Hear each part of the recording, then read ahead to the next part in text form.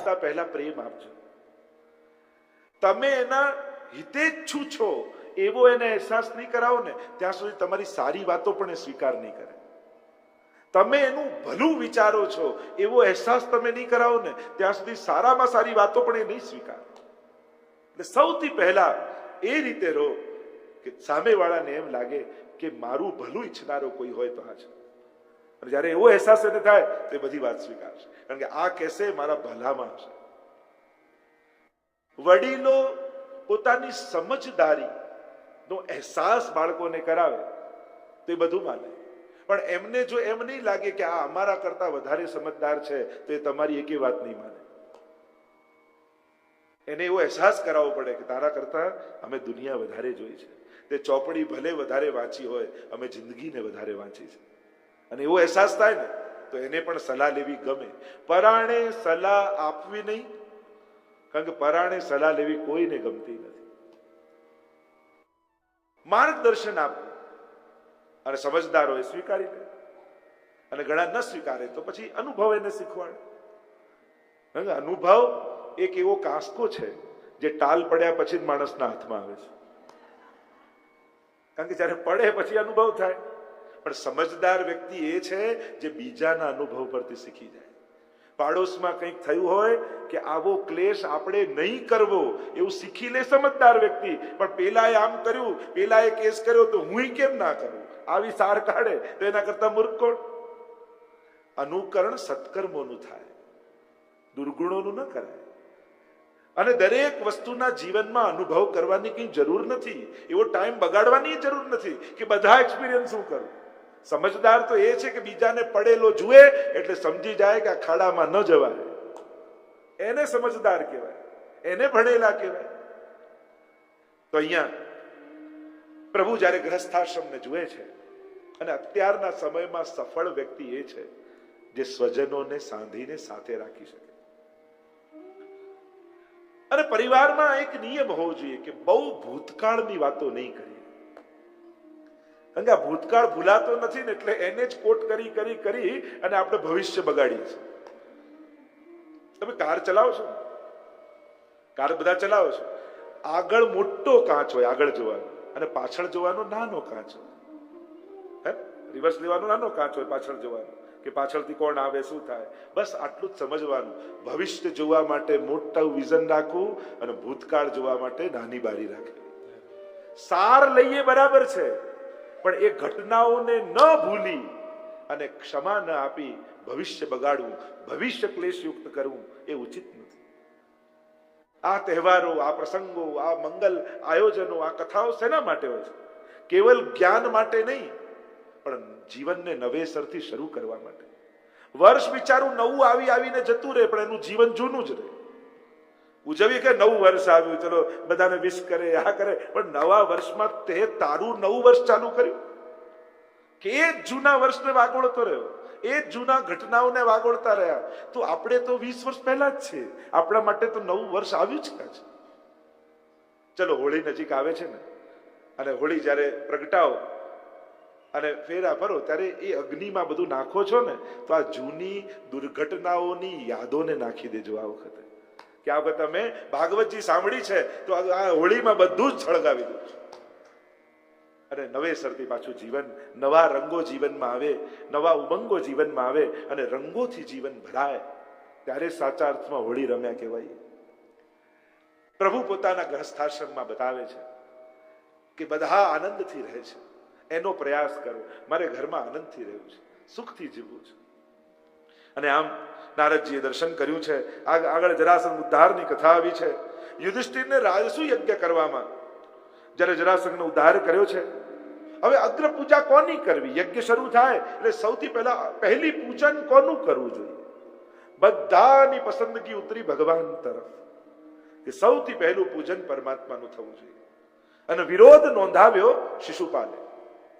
અરે આ ગુવાળીઓ, અરે આ માખણચોર, આ ગાયોને ચરાવનારો, એનું પહેલું પૂજન કરશો?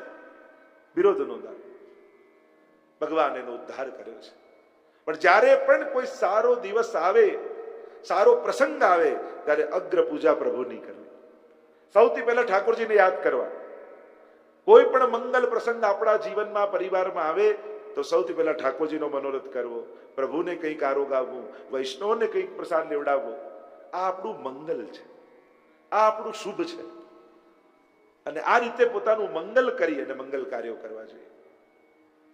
આગળ જ્યારે યુધિષ્ઠિરના યજ્ઞમાં ભગવાન શિશુપાલનો ઉદ્ધાર કરે છે અને આગળ સુખદેવજી વર્ણન કરતા સુદામા ચરિત્રને ગાય છે. પ્રભુનો કોઈ એક સખા અને એનું વર્ણન કરતા સુખદેવજી બોલ્યા, કૃષ્ણસ્યાસિત સખા કશ્ચિત બ્રાહ્મણો બ્રહ્મવિત્તમઃ વિરક્ત ઇન્દ્રિયાર્થેષુ પ્રશાંતાત્મા જીતેન્દ્રિય. કૃષ્ણસ્યાસિત સખા કશ્ચિત, ભગવાનનો કોઈ એક સખા, એમ કહ્યું. નામ છે સુદામા. સુદામાપુરીમાં રહે છે, પોરબંદરમાં. કેવો છે? બ્રાહ્મણો બ્રહ્મવિત્તમઃ, બ્રાહ્મણ છે જન્મે. લૌકિક ધન નથી પણ બ્રહ્મવિત્ત છે, એના ભજનનું ધન છે. તમે કોઈને આશીર્વાદ આપો ને ફળે ક્યારે? જ્યારે તમારી પાસે તમારા ભજનનું ફળ હોય, ભજનનું ધન હોય.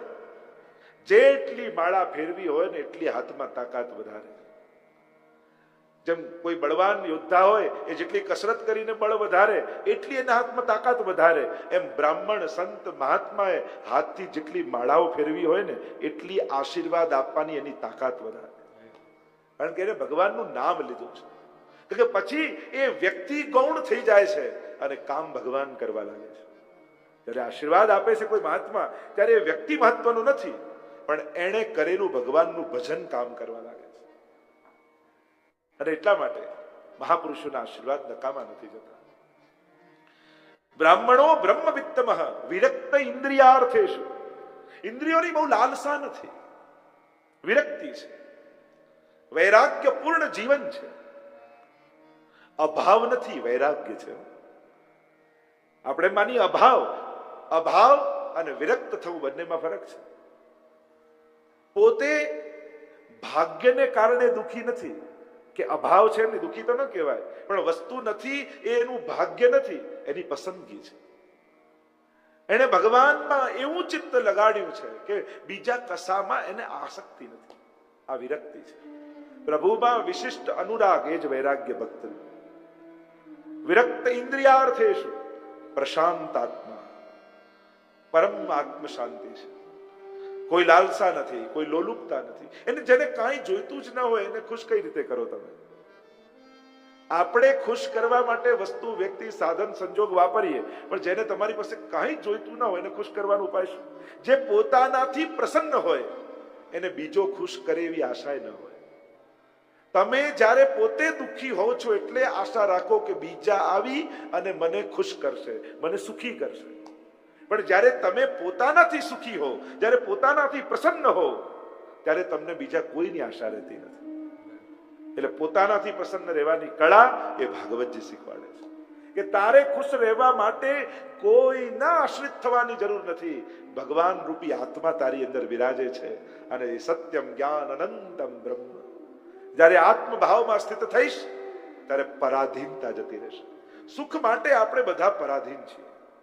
બીજો આવીને ખુશ કરે ત્યારે ખુશ થાઓ, તો પછી ખુશ કેમ થવાય? પ્રશાંત આત્મા, જીતેન્દ્રિય, ઇન્દ્રજીત છે, ઇન્દ્રિયોને જીતેલા છે, ઇન્દ્રિયો અમને વશ છે. આ છે ભગવાનનો મિત્ર. ઘણી વાર લોકો એમ કે મારે તો ભગવાન જોડે ફ્રેન્ડશિપ નો ભાવ છે, એમને ભગવાનના ફ્રેન્ડ ના થવાય. આવા ગુણ જોઈએ, આવા ગુણ પ્રગટે ત્યારે ભગવાન જોડે મિત્રતા થાય, બાકી તો આપણે દાસ જ છીએ. મિત્ર કહેવાય કોણ? જો અત્યારે યુવાનોને ફ્રેન્ડ સર્કલ નું બહુ હોય, મા બાપ કરતા પણ મિત્રનું વધારે હોય. પણ મિત્ર કહેવો કોને? પાપમાં સાથ આપે મિત્ર નથી, પાપ કરતા રોકે મિત્ર છે. ભર્તૃહરિએ તો નીતિ શતકમાં મિત્રના લક્ષણ બતાવ્યા છે. પાપાન નિવાર્યતિ યોજ્યતે હિતાય ગુહ્યમ ચ ગુહતિ ગુણાન પ્રગટીકરોતિ આપદ ગતમ ન જહાતિ દદાતિ કાલે સન મિત્ર લક્ષણમ પ્રવદંતિ સંતઃ. આટલા મિત્રના લક્ષણ બતાવે છે. શું તમારો મિત્ર તમને ખોટું કરતા રોકે છે તો એ તમારો મિત્ર છે. જો તમારો મિત્ર સારા કામમાં તમને પ્રોત્સાહન આપે છે તો એ તમારો મિત્ર છે. વિપત્તિના સમયે તમારી જોડે ઉભો રહે છે તો એ તમારો મિત્ર છે. જરૂર હોય ત્યારે તમને આવશ્યક વસ્તુ આપે છે તો એ તમારો મિત્ર છે. ફ્રેન્ડ સર્કલનું યુવાનોને હોય સારી વાત છે, ખોટી વાત નથી. પણ ખબર નહીં ભગવાન મા બાપમાં કેવી સૂઝ આપે છે કે તમારા ફ્રેન્ડ સર્કલમાં જો કોઈ ખોટો વ્યક્તિ હશે ને તો તમારા કરતા પહેલા તમારા મા બાપને પહેલા ખબર પડી જશે. એ તમને ચેતવી દેશે કે જો બેટા તારા ફ્રેન્ડ બધું બરાબર, પણ આનું ધ્યાન રાખજો, આ મને બરાબર નથી લાગતું. કુદરત એને સમજ આપી દેતી હોય છે, તમારા માટેની લાગણી એને સમજ આપી દેતી હોય છે. થોડા સમય પછી તમને જ ખબર પડશે કે જો આને આમ કર્યું. અને એટલા માટે મિત્ર કરીએ બધું જ બરાબર. અને મિત્રતાના યુગમાં બધા એમ સમજે કે માતા પિતાને પણ મિત્ર બનાવો, વડીલોને પણ મિત્ર બનાવો. ના, એમને એમ કેવું કે ના, તમે મારા મા બાપ જ રહેજો. કારણ કે હાથ મિલાવનારા તો ઘણા મળશે, પણ હાથે માથે હાથ મૂકનારા દુનિયામાં બહુ ઓછા હોય છે. આશીર્વાદ આપનારા બહુ ઓછા છે. એટલે તમે તો મા બાપ તરીકે જ રહેજો. અહીંયા જીતેન્દ્રિય છે, સુદામા પત્ની છે, બાળક છે. પત્ની કહેવા લાગી કે નાથ, આપના આ સંકલ્પ અયાચક વ્રત છે, ક્યારે કાંઈ કોઈની પાસે માંગવું નહીં. એક સંકલ્પ કરેલો છે જીવનમાં. અને પત્ની કહે કે હું આપના આ બધા સંકલ્પોનો આદર કરું છું, હું રિસ્પેક્ટ કરું છું આ વાત. પણ નાથ, બાળકો ભૂખ્યા સૂતા હોય ને તો મારાથી જોવાતું નથી. રોજ બિચારા રડતા હોય કે માં દૂધ તો પીવડાવો, અને લોટમાં પાણી નાખીને હું પીવડાવું. મારું એક માં તરીકેનું હૈયું કપી જાય છે. સાંભળ્યું છે નાથ, આ દ્વારિકાનો નાથ આપનો મિત્ર છે. ત્યાં ઉજ્જૈનમાં આપની જોડે ભણતા. માંગવા જાઓ એમ નથી કહેતી નાથ. સાંભળ્યું છે એના કોઈ એક વાર દર્શન કરી લે ને તો એના ભવનું દારિદ્ર ટળી જાય. એક વાર એના દર્શન કરવા તો જાઓ. રોજ જ્યારે પત્ની આવું કહેવા લાગ્યા, સુદામાને થયું આ મારી પત્ની નથી બોલતી. મને લાગે છે કે ભગવાનને મને મળવાની ઈચ્છા થઈ લાગે છે, અને એટલે મારી પત્નીના જીભ પર બેસી આ પત્ની નથી બોલતી, પરમાત્મા મને આમંત્રણ આપી રહ્યો છે. જો ઘણીવાર આપણા માટે ભગવાન કોઈની જીભનો ઉપયોગ કરીને આપણને કંઈ કહેતા હોય છે, પણ આપણી એ સમજ હોવી જોઈએ કે હમણાં આ વ્યક્તિ નથી બોલ્યો, હમણાં ભગવાન આની જીભના સહારે મને કોઈ સલાહ આપી રહ્યા છે, ભગવાન મને કોઈ સંકેત કરી રહ્યા છે. એવી સમજ આપણી અંદર હોવી જોઈએ કે સમજી જઈએ હમણાં આ વ્યક્તિ નથી બોલતો, ભગવાન બોલી રહ્યા છે. અને જયારે પત્ની વારે ઘડીએ કહે છે, સુદામાને એમ થયું કે પરમાત્મા મને મળવા માંગે છે, અને કહ્યું પત્નીને કાલે જ તું કહે છે તો હું દ્વારિકાધીશના દર્શન કરવા જઈશ. પણ સુદામા આટલા અભાવમાં પણ પત્નીને એમ કહે છે કે ભગવાન પાસે ખાલી હાથે કેમ જાઉં, હું શું લઈને જાઉં.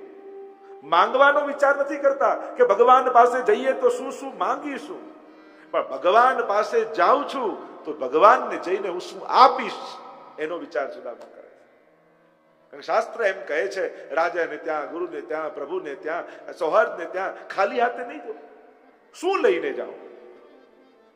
અને પ્રસિદ્ધ કથા છે, 4 મુઠ્ઠી તાંદુલ ભરીને આપ્યા, પોટલી બાંધી સવારના સમયે સુદામાજી નીકળ્યા છે લાકડી હાથમાં લઈ. પાતળું કૃષ્ણ શરીર છે, એક ધોતી ને ઉપર ઉપરણો છે, હાથમાં લાકડી લઈને લાકડીના સહારે સુદામા દ્વારિકાપુરી જાય છે. ભૂખું પેટ છે, થાક્યા છે સુદામા, અને થાક્યા અને સૂઈ ગયા ઝાડ નીચે. પ્રભુને થયું કે મારો ભક્ત મારી તરફ આવે તો એના સાધન એ કરે, એના કરતા હું કરી આપું. યોગ નિંદ્રામાં સુડાવીને ઉપાડ્યા, દ્વારિકાની બહાર લાવીને સુદામાને મૂકી દીધું. અને જ્યાં સુદામાની આંખો ખુલી, જુએ તો સોનાની દ્વારિકા છે. આશ્ચર્ય થયું, અરે હું દ્વારિકા આવી પણ ગયો. પૂછતા પૂછતા બધાને પૂછે દ્વારિકાધીશનો મહેલ ક્યાં છે. પૂછતા પૂછતા આવ્યા મહેલની બહાર, અને જ્યાં ભીતર પ્રવેશવા જાય દ્વારપાલે રોક્યા, કોણ છો, ક્યાંથી આવ્યા છો, શું નામ છે, કોને મળવું છે.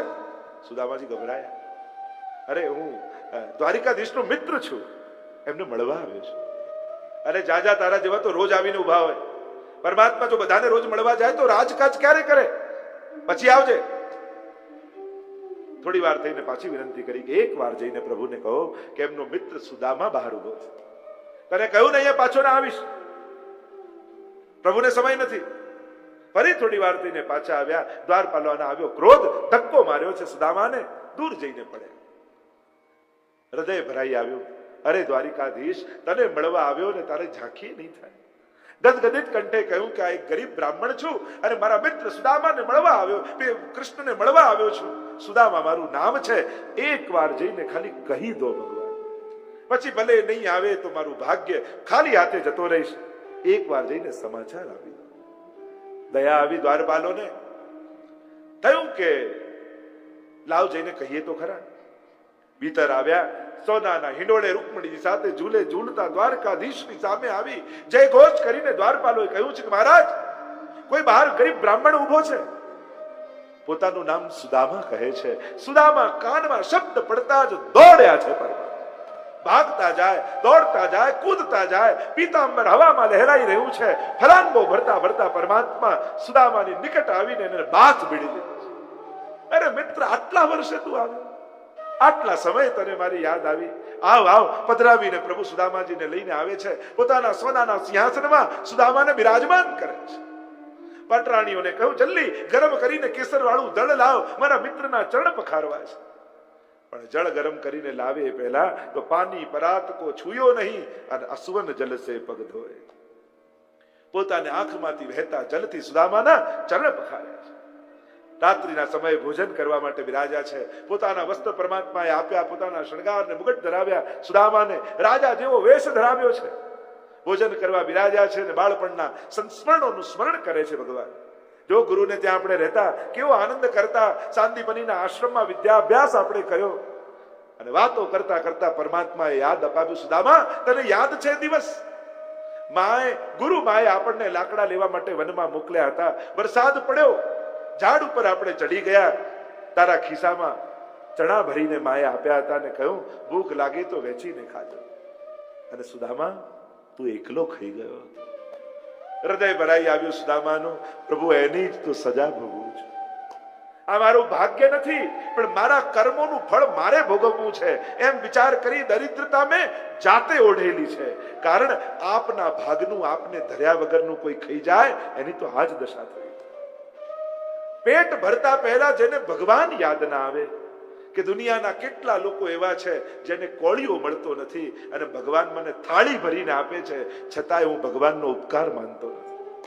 વિચાર તો કરજો. આપણે જમતા હોઈએ અને થાળીમાં બધું છોડીએ ત્યારે આપણને કેમ યાદ નથી આવતું કે દુનિયાના કેટલા લોકો ભૂખ્યા સૂઈ જાય છે. વિચાર તો કરો, ચિંતન તો કરો. એ વિચાર આવવો જોઈએ માણસ. સુદામા અનેક દિવસ સુધી રહ્યા છે પરમાત્મા પાસે અને આટલા દિવસ થઈ ગયા. તાંદુલની પોટલી ભગવાને ખાધી છે. કુબેરનો વૈભવ સુદામાને આપ્યો છે, પણ સુદામાને ખબર સુદ્ધા નથી પડવા દીધી કે ભગવાને આટલું આપ્યું છે. આટલા દિવસ રહ્યા એટલે સુદામાએ કહ્યું કે પ્રભુ, હવે મને આજ્ઞા આપો, હવે મારે જાવું છે. મનોમન સુદામા પ્રસન્ન થાય છે. સારું થયું પ્રભુએ મને કંઈ આપ્યું નહીં તો આંખથી આંખ પ્રભુની હું મિલાવી ન શકત. મિત્રતાનો ભાવ સમાપ્ત થઈ જાત. પણ સુદામાને ક્યાં ખબર છે કે ભગવાને કુબેરનો વૈભવ ભરી દીધો છે. પ્રભુ આપે છે, પણ ક્યારે કોઈને ખબર પડવા દેતા નથી કે એણે આપ્યું છે. માણસ થોડું આપે ને તોય આખી જિંદગી બધાને યાદ અપાવે. આપણે સેટ કરી દીધો, આપણે ગોઠવી દીધું, પણ તને કોણે ગોઠવ્યું? અરે એના નસીબનું હતું, આપણે તો નિમિત્ત બન્યા છીએ. એના ભાગ્યમાં હતું, આપણને નિમિત્ત બનાવી ભગવાને એને ગોઠવી દીધો. આપણો કાંઈ હાથ નથી. ભગવાન પાસે એટલું જ શીખો, બધું એ કરે પણ ક્યાંય દેખાય નહીં. ઘણા લોકો એમ કે ભગવાન હોય તો દેખાય નહીં.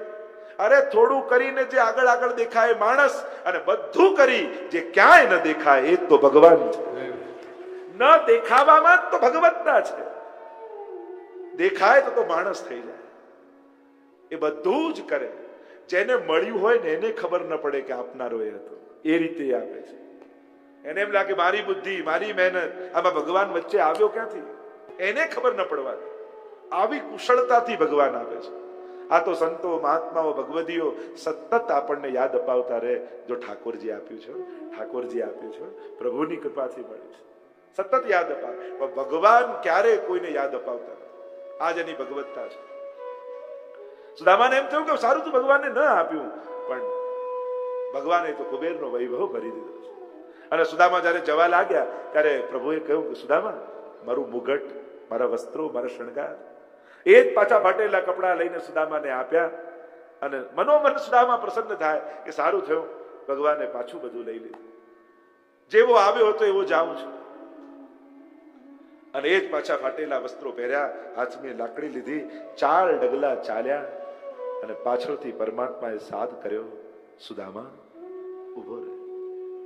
પાછળ વળીને સુદામાએ જોયું, હા નાથ, શું છે? પ્રભુ કહેવા લાગ્યા કે સુદામા, આટલા વર્ષે તું આવ્યો, ફરી કોણ જાણે ક્યારે આપણે મળીશું, ક્યારે આવા સંજોગ બને. અને આટલા વર્ષે તને જોયો, ફરી ક્યારે તું મળે ન મળે, તારી કોઈ યાદગીરી તો આપતો છે. સુદામાને સંકોચ થયો કે પ્રભુ, મારી પાસે તો કાંઈ નથી કે આપને આપીને જાઉં. પ્રભુ કહે કે તારી પાદુકા મૂકતો જાય. પ્રભુ, મારી પાદુકા? હા સુદામા, એને હું રોજ જોઈને તને યાદ કરીશ, બાળપણના દિવસોનું સ્મરણ કરીશ. પ્રભુ, ઠીક છે, આપની જેવી ઈચ્છા. અને દરવાજાની બાજુમાં બંને પાદુકા કાઢી અને ખુલ્લા પગે દ્વારિકાના બજારમાં સુદામા નીકળ્યા. અને હવે આ જોઈને તો 8 પટરાણીઓનો પિત્તો કર્યો. હદ કરો છો પ્રભુ, આપ આટલું આટલું આપ્યું તો એને ખબર ન પડવા દીધી. કહી દીધું હોત તો એનો રસ્તો જલ્દી કપાઈ જાત. પ્રભુ કહે કે માંગનારો માંગી ન શકતો હોય તો હું આપનારો કેમ કહી દઉં કે મેં તને આપ્યું છે. હું ક્યારે કોઈને યાદ અપાવતો નથી, પણ પ્રભુ એની પાદુકા પણ લઈ લીધી. પ્રભુ કહે મેં જાણી કરીને લીધી છે, કારણ કે મેં ખુલ્લા ચરણારવિંદથી બ્રજની ભૂમિને પાવન કરી, પણ દ્વારિકાને પાવન કરવાનું સામર્થ્ય મારામાં નથી. એ તો સુદામા જેવા ભક્તો જ્યારે ખુલ્લા પગે દ્વારિકામાં નીકળે તો દ્વારિકા મારું ચોથું ધામ બની જાય. આવી ભક્તિ ને આવો ભાવનો વૈભવ જેના હૃદયમાં હોય, એના પગનો સ્પર્શ આ ભૂમિને થાય ને તો લોકો યાત્રા કરવા દ્વારિકામાં આવશે. આ એના ચરણના સ્પર્શનો પ્રભાવ. અને જ્યાં સુદામા ચાલતા ચાલતા મનમાં હરખાતા હરખાતા કે હું આપીને આવ્યો, સારું થયું મેં ભગવાન પાસે મેં કઈ ન લીધું. અને આવીને જુએ તો સોનાનો મહેલ ઉભો છે. આપણને પણ એમ લાગે ને, હવેલીમાં જઈ મંદિરમાં જઈને હું આપીને આવ્યો, અરે પણ તને કોણે આપ્યું એ તો ભૂલી જ જઈએ છીએ. આપણે તો ભગવાને આટલું આપ્યું, એમાંથી થોડું કાઢીને ભગવાનને આપીએ છીએ. પણ આપનારો તો એ જ છે. કોઈ માણસ કે મેં ફૂલ ભગવાનને ધર્યું, અરે એ બીજ કોનું જેમાંથી ઝાડ ઉગ્યું, એ સૂરજ પ્રકાશ કોનો, એ જમીન કોની, એ પાણી કોનું, એ બીજ ખીલવ્યું કોણે, એ ઝાડમાં ફૂલ ઉગાડ્યું કોણે. આપણે તો ખાલી તોડીએ અને કહીએ ફૂલ ધરીને આવ્યો, મારું ફૂલ ધરીને આવ્યો. અરે તું ફૂલ છું કેમ માને છે કે ફૂલ તારું છે? બધું જ એનું છે.